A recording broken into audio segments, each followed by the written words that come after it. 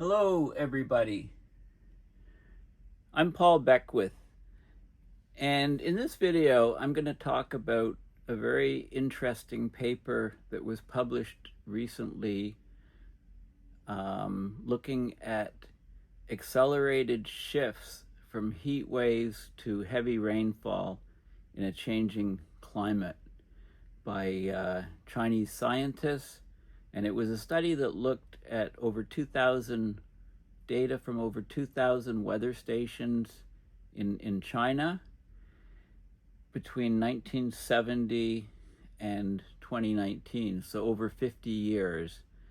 And what it did is it looked at the interval between heat wave events and then heavy rain events. It looked at the time, the number of days between the onset of the heavy rain after the heat wave ended, and it labeled these things as sort of short-term events. And it looked at how they were changing over time, and there's definitely been an increase of these type of events. Now, what we're talking about really is a form of weather whiplashing, where you go from one extreme state, in this case, heat waves with drought, to another extreme state where you get extremely heavy rainfall, possibly causing flash flooding or inundation of local regions. So it has a huge impact. And the first state, the heat wave, dries out the soils and means that when you do get the heavy rainfall, immediately afterwards, the ground is rock hard. And there's a lot more runoff and much less infiltration into the soils of the water, so you can get a lot more damage to infrastructure, etc. Now, I've often talked about, when I talk about weather wilding and weather whiplashing and the increase of extreme weather events, remember the fundamentals, which is that the poles are much colder than the lower latitudes, so that temperature difference sets up the jet streams. And as the poles warm much faster than the lower latitudes, the jet streams slow down and become wavier in the north-south direction. So you get very, very strong ridges of the jet stream. Under these ridges, you have high pressure and very few clouds and tremendous heat. So this is setting up the heat wave when the jet streams are stuck in place. Meteorologists call this a blocking event. And further downstream on the jet stream, you have the troughs, which are low pressure, very stormy regions. And if they get stuck over an area, you get tremendous amounts of rains and flooding. So to go from one case, the extreme heat waves, to the rainfall, you can either have the jet stream shift, translate in the west to east direction, so that where you are, if you used to be covered by the ridge and have heat waves, you're now covered by a trough with extreme weather, storms. Or you could have a shift in the north-south direction, so that you used to be under a ridge and now you're above it, for example. And that can also cause the weather changes. So you have to remember that the jet stream waviness is increasing the frequency, severity, and duration of extreme weather events, and it's also causing unusual things to happen where they wouldn't normally happen. For example, rain in deserts, etc. So normally when we talk about extreme weather events like heat waves or storms leading to very, very high rainfall rates, inundation, flooding, flash flooding, we treat them kind of separately, but there's intricate connections, physical connections between one and the other.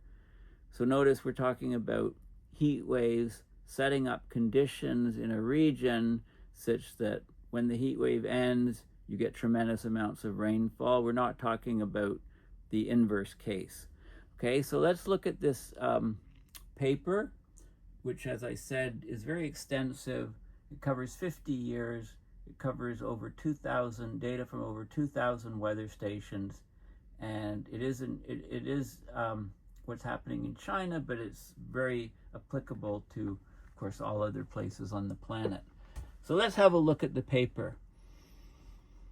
So it's in a journal, Climate and Atmospheric Science. So the basically conclusions or abstract are the key points: consecutive heat wave and heavy rainfall. They call it HW for heat wave, HR for heavy rainfall events, and the combination of these events on a short time frame is STEs, or short-term events, short time events. So they're occurring with increasing frequency in a warming climate. So the time interval, defined as the duration between the end of a heat wave and the onset of heavy rainfall. Now, sometimes the time interval is basically zero. The heavy rainfall can actually end the heat wave. But generally there is some sort of time interval, and that affects the environmental conditions of the region over which the heat wave was occurring first, and the regional recovery between the two consecutive extreme events. So, okay, you can have an extreme heat wave event with drought often, and then it can end, right? And then there's a recovery period. But in this case, if you have heavy rainfall following, the region doesn't have time to recover. So you have two consecutive extreme events hitting it, bang, bang, and for example, you get lots of flash floods because the ground is rock hard after the heat wave, and the water just runs from the extreme rainfall, just runs over the ground, wreaking havoc on structures, etc. So the dynamics of this transition between consecutive heat wave, heavy rain events remain poorly understood. So they studied the time interval of consecutive heat wave, heavy rain events in China from 1970 to 2019, basically over 50 years. They used weather data, meteorological data from over 2,000 stations, weather stations across mainland China. So what they found is that the time interval between the two extreme events was significantly shortened at about a quarter of the stations. And there's an increased proportion of short time events, which are defined as consecutive events with the time interval between the end of the heat wave and the beginning of the heavy rainfall within 1 to 2 days, so just a couple days. And from 1970 to 2019, the proportion of the short time events increased significantly at a rate of 1.4% per decade. Also, they looked at what happened to various atmospheric variables during the consecutive events. So they specifically looked at convective available potential energy. That's the energy of the atmosphere, which is often used by storm chasers to determine, how violent will thunderstorms be. Will there be tornadoes spun off and generated? So CAPE, convective available potential energy. Convection, is uplift during the heat wave. The hot air is rising up. It's also carrying lots of moisture. Hot air can hold a lot more moisture, so that moisture goes into the atmosphere. The atmosphere holds it. As the atmosphere cools down when the heat wave is ending, that moisture is available to precipitate out, especially what's not mentioned in the study, and I think is important, is during the heat waves, the soil is really dried out. So there's, if there's winds, there's a lot more dust in the air, so there's a lot more aerosols that can act as cloud condensation nuclei, but that will require further studies. They also look at 2-meter temperature at the surface, and the relative humidity, and see, try to relate that to the rise in the proportion of these short-time events. And then they went further. They looked at changes in population in China over that 5 decades, and number of people exposed to these short time events over the past 2 decades, right, to find out how many people are at risk from these events. And of course, this depends on population growth, where it occurs, as well as where these STEs occur. And they found that the increases of the STEs contributed to about a 2/3, 65.3% of the overall rise in exposure. So many people were exposed to the risk at the end of the study than there were at risk at the beginning of the study. And that's like a combination of the population growth, but most of the effect is because of these increase of these short time events, right? The 1 to 2 day delay between the heat wave ending and the high rainfall event starting. Okay, so they give some background here. Of course, heat waves and extreme rainfall are two extreme events with significant impacts on human health, food, and the environment. The heat waves refer, of course, to a prolonged period of much warmer than average weather. Prolonged heating causes the atmosphere to store energy, increasing the likelihood of extreme rainfall shortly after a heat wave ends. Both the frequency of extreme weather events is increasing under climate change. I've explained a little bit why with the jet streams. And so the frequency of both heat waves and extreme rainfall has increased. So during the summer of 2023, China had 14 extreme heat events. About 70% of the national weather stations recorded temperatures above 40 degrees Celsius. So very extreme heat, mostly followed by drought in a lot of these, depending on the duration of the heat event.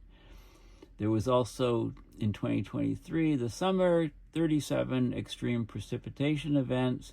55 stations recorded unprecedented, never seen before rainfall amounts. So the high frequency, many occurrences of this widespread extreme weather, it increases the interdependence between the heat waves and the rainfall. So some regions were consecutively affected over short periods. It'd be bang, bang. You'd have the heat wave with the drought, and then you'd have extreme precipitation following shortly thereafter. When it's within 1 to 2 days, it's called a short time event, or STE. And it goes across borders. So, for example, in July 2023, North China faced persistent heat followed by rare extreme rainfall. They actually had over a meter of rainfall, and there was significant damage and losses. In 2023, extreme weather events in China led to direct economic losses of 331 almost billion RMB. Multiply that take 15% of that, that's a conversion to US dollars, 14 or 15%, so about 50 billion US, 537 people dead or missing. And the frequency and intensity of these heat waves and heavy rainfall and any other extreme events are projected to keep increasing as climate change worsens. And of course, there's rapid population growth, so there's more and more societal impacts. More and more people are in harm's way. So normally, heat waves and heavy rainfall have been widely studied as independent extreme events. But recent research has confirmed the theoretical possibility of their consecutive occurrence. So for example, during heat waves, the atmosphere can store more moisture as it heats up, right? Warm air can hold a lot more moisture. For every degree Celsius increase in temperature, it can hold 7% more water vapor by the Clausius-Clapeyron equation. After the heat wave ends, the moisture condenses into cloud droplets due to cooling, and the prolonged thermal accumulation provides energy, or CAPE, convective available potential energy, for the formation of heavy rainfall, especially thunderstorms and convective precipitation. Because it increases the heavy CAPE, it increases the instability of the upper troposphere. So when the heat wave ends, the moisture in the lower troposphere converges, lifts upward, condenses into droplets, and you get heavy rainfall. Also, what's not mentioned here, so there's a strong thermodynamic link between heat waves and heavy rainfall. What's not mentioned here is that the aerosols, in a heat wave and drought, the ground can be very dry. You can get lots of aerosols kicked up from winds into lots of particles up into the atmosphere, and those can act as cloud condensation nuclei. When the heat wave ends, they're aloft, and they can contribute to the formation of droplets and the heavy rainfall, but that's beyond the scope of this study. Synoptic weather systems like fronts, cold fronts, warm fronts, low pressure cyclones can also lead to spatial and temporal consecutive occurrence between heat waves and heavy rainfall. So the theory shows that it's quite possible to get heat waves contributing, setting up the atmosphere in the region for heavy rainfall to follow shortly after. Okay, so this study tries to confirm some of that theory by looking at the data. And it does cross borders. I mentioned that earlier. This is where I should really mention it. There's a paper that explored the connection between heat waves in Pakistan, heavy rainfall in parts of China. Okay, and when you have a compound or consecutive extreme events, like a heat wave is bad enough and heavy rain's bad enough, but when you have them combined, you get a greater social impact than single extreme events in terms of direct economic losses, energy, agricultural yields, and human health. Because the initial event alters the environmental preconditions, reducing the region's ability to resist the subsequent events. Okay, so abrupt transitions between dry and wet can be very particularly critical. So they give an example, July 2021, Western Europe, there was a persistent and extreme heat wave followed by intense rainfall causing catastrophic flooding and heat stress risks. So what's happening right now? Well, we're getting intense heat across large parts of Canada with the wildfires on the rise, and also in Europe, record heat waves. Specifically today in France, I noticed all the records being broken in other parts of Europe. So we can expect probably within days of these, up to 5 days of these heat wave events, we can probably expect some really heavy rainfall events in these places. So just be forewarned. Okay, so let's have a look at the results. The average time interval. So from 1970 to 2019, they got the data from 2,000 weather stations in China. The average time interval between heat wave and heavy rain events was 3.32 days.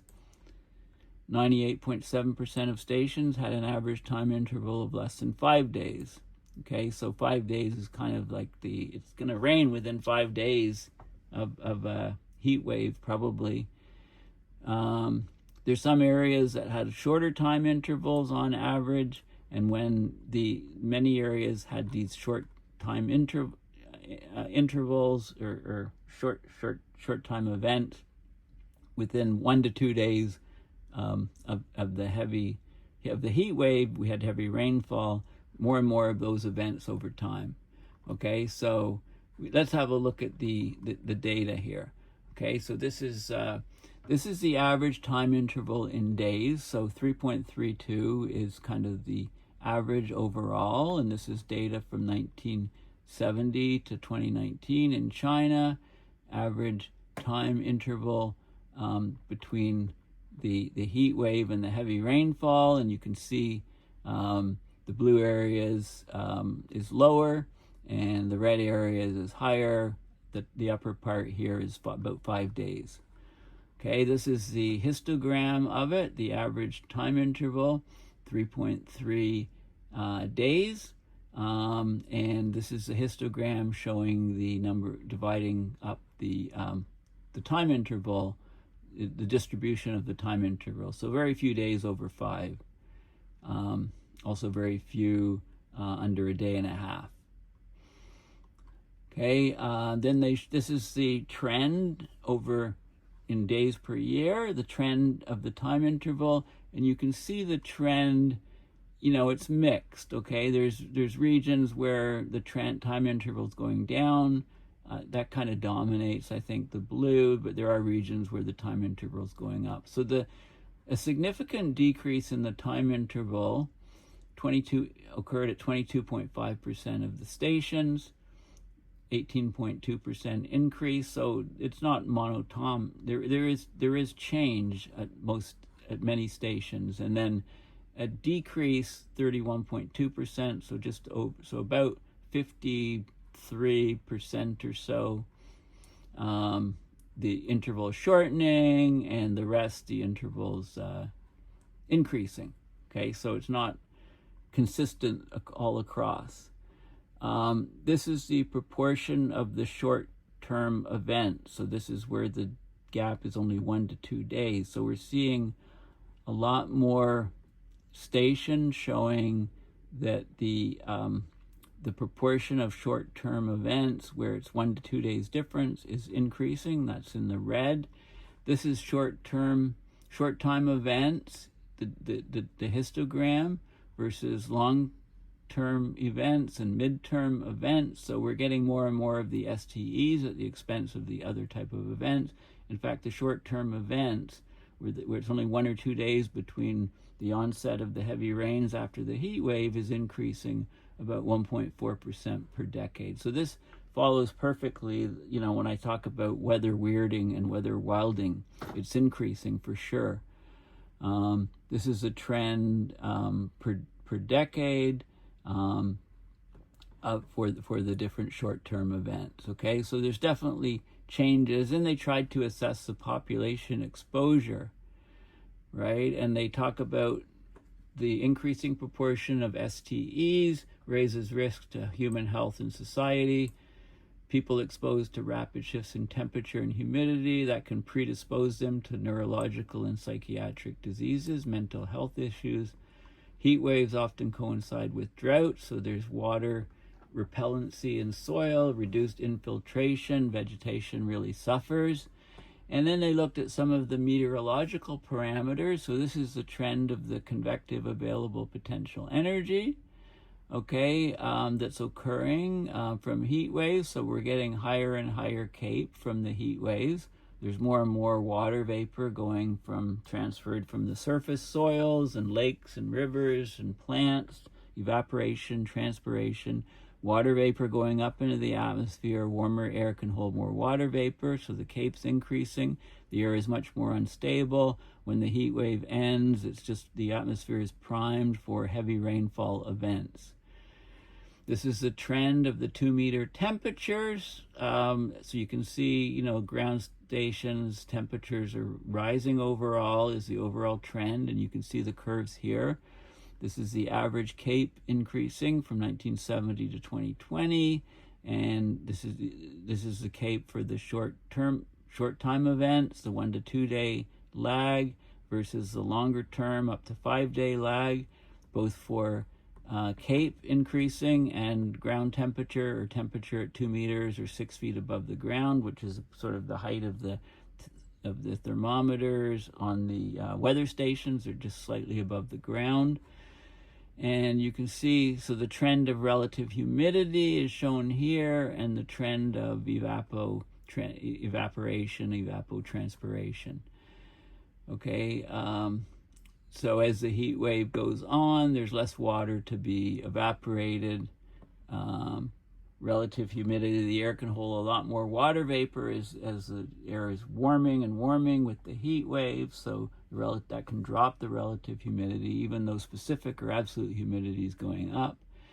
And then they looked at exposure, to change of exposure to people, and there's a lot more people that are being exposed to these rapid swings from heat waves to high rain events across China due to population growth, but mostly due to the increase of the STEs. And this is the total exposure of people increasing over time. Okay, so basically that's the study. The characteristics of consecutive heat wave high rain events were extensively studied in this paper.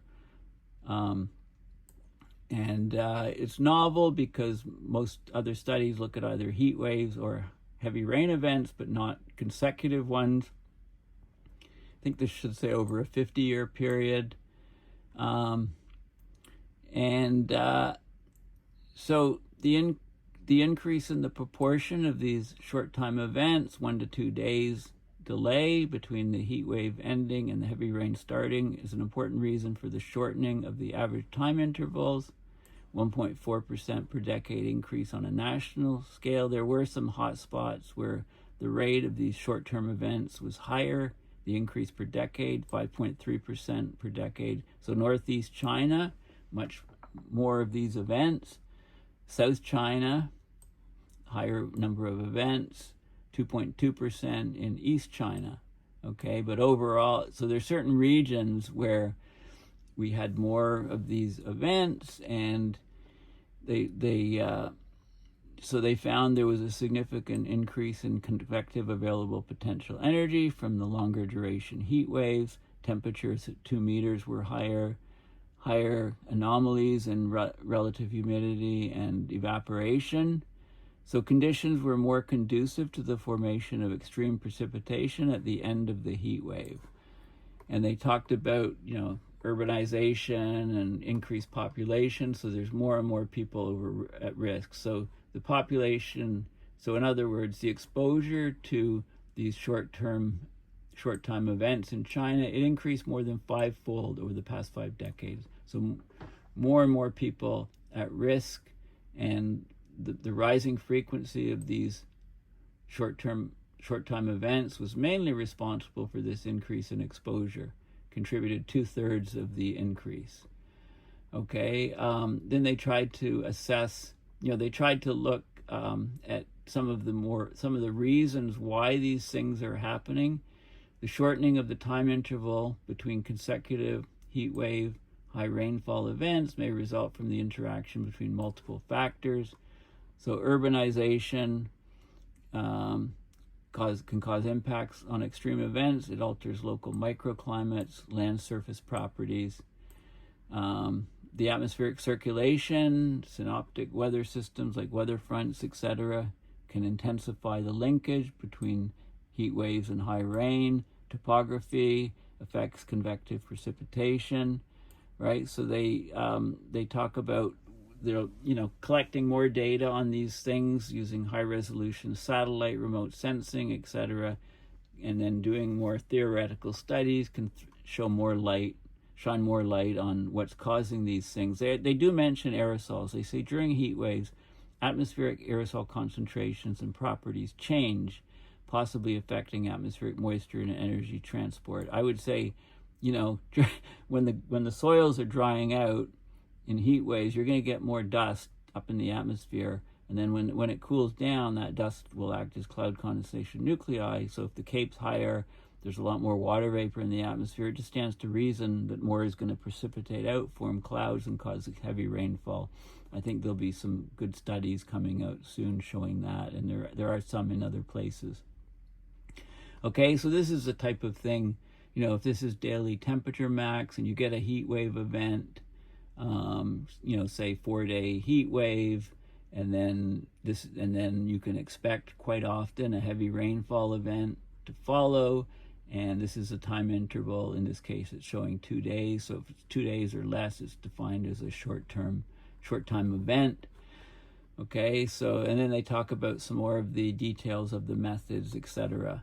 So it's an excellent paper. And it was published online June 10th, 2025. It's open source. Links are all in the description. So this is a great example of what I've called for a long time weather wilding, weather whiplashing. Whiplashing is whiplashing from one state to another state, for example, from heat wave to heavy rainfall, storms, etc. Okay, so it's weather whiplashing, I guess, in action, and it's only going to get worse as climate change accelerates. Thank you for listening. Please consider donating to my PayPal at paulbeckwith.net to support my research and these videos. Thanks again for watching, and bye for now.